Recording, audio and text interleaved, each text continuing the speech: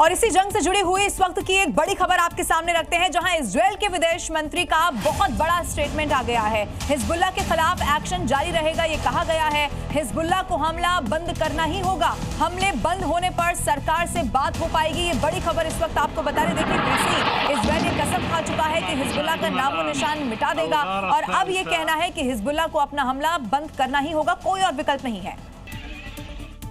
अब ईरान से जारी महायुद्ध के बीच अमेरिका के लिए नॉर्थ कोरिया के तानाशाह किम जोंग बड़ी मुश्किल खड़ी कर सकते हैं। ऐसा इसीलिए क्योंकि एक बार फिर से किम जोंग अमेरिका को तेवर दिखा रहे हैं। सी ऑफ जापान की तरफ 10 बैलिस्टिक मिसाइलें दागकर किम ने बताने की कोशिश कर दी है कि वो कैसे इस पूरे युद्ध का पासा पलट सकते हैं। नॉर्थ कोरिया के तानाशाह किम जोंग की बैलिस्टिक मिसाइलों का ये शक्ति प्रदर्शन बता रहा है कि वो युद्ध में उतरने के लिए किस कदर बेताब है।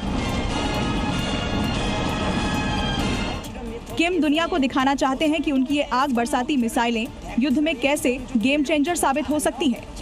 किम जोंग के तेवर इसलिए भी गर्म है क्योंकि साउथ कोरिया और अमेरिका अपना सालाना फ्रीडम शील्ड अभ्यास कर रहे हैं और इस युद्ध अभ्यास को नॉर्थ कोरिया अपनी सुरक्षा के लिए एक बड़े खतरे के रूप में देखता है। अब जब अमेरिकी मिडिल ईस्ट में युद्ध के मोर्चे पर डटा हुआ है तो किम अपने बड़े दुश्मन अमेरिका की राहों में कांटे बिछा सकते हैं, क्योंकि किम अपने नजदीकी रूस और चीन की तरह ईरान की तरफ झुक सकते हैं।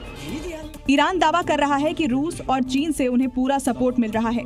ऐसे में अगर किम जोंग भी ईरान के साथ खड़े हो जाते हैं तो अमेरिका को 2 मोर्चों पर जंग का सामना करना पड़ सकता है।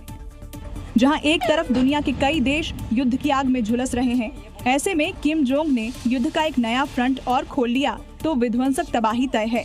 हॉर्मुज़ स्ट्रेट से कार्गो शिप और टैंकर्स की आवाजाही बंद होने से ऊर्जा संकट के बीच भारत के लिए एक राहत देने वाली खबर आ गई है। देखिए, एलपीजी लदे भारत के जो टैंकर हैं वो शिवालिक और नंदा देवी हॉर्मुज़ स्ट्रेट को पार करके भारत की ओर अब बढ़ चले हैं। इनकी सुरक्षा में भारतीय नौसेना ने अपने 3 वॉरशिप को फारस की खाड़ी के पास तैनात कर दिया है, क्योंकि बीते 16 दिनों से जारी मिडिल ईस्ट युद्ध की वजह से ये जहाज हॉर्मुज़ स्ट्रेट में फंसे हुए थे और ईरान यहां से गुजरने वाले जहाजों को चेतावनी भी दे रहा था, जिसे देखते हुए पीएम मोदी ने ईरानी राष्ट्रपति पेजेश्कियान से और एस जयशंकर ने अराक्ची से बातचीत कर भारतीय जहाजों के लिए रास्ते खुलवा दिए। अब शिवालिक और नंदा देवी दोनों भारत की ओर तेजी से बढ़ रहे हैं। इसकी निगरानी के लिए भारतीय नौसेना ने अपने वॉरशिप को पारस की खाड़ी में तैनात कर दिया है।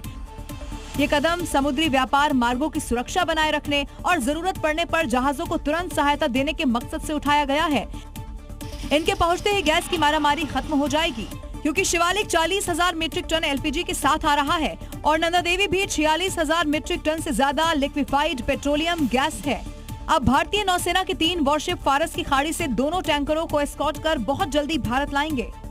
अब इस आधुनिक दौर में ये जो युद्ध है वो पारंपरिक तरीकों से नहीं बल्कि टेक्नोलॉजी से लड़ा जा रहा है, जिसमें आत्मघाती ड्रोन जो है वो गेम चेंजर साबित हो रहे हैं, क्योंकि ड्रोन पलक झपकते ही दुश्मनों के खेमों में घुसकर जबरदस्त तबाही मचा सकते हैं। अब इसी मकसद से अमेरिका ने ईरान के खिलाफ युद्ध में मेरोप्स ड्रोन की खेप को तैनात कर दिया है।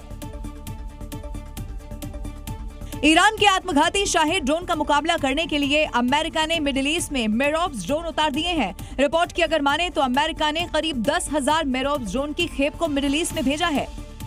ईरान के शाहिद ड्रोन से भी सस्ता अमेरिका का ये विनाशक दुश्मन के खेमे में जाकर विध्वंसक मचाने में कारगर है। ये आधुनिक तकनीक से लैस होने के बावजूद डिफेंस सिस्टम को चकमा देने में भी माहिर है। टारगेट को पहचानने और फिर उसे हवा में ही तबाह करने में ये सक्षम है। इसीलिए इस युद्ध में गेम चेंजर साबित हो सकता है। मेरोप्स ड्रोन का डिजाइन काफी कॉम्पैक्ट होता है। इस पूरे सिस्टम को एक पिकअप ट्रक में फिट किया जा सकता है। अब इसीलिए ये एक जगह से दूसरी जगह ले जाने में काफी आसान है। इन मेरोप्स ड्रोन को मूल रूप से यूक्रेन के लिए विकसित किया गया था।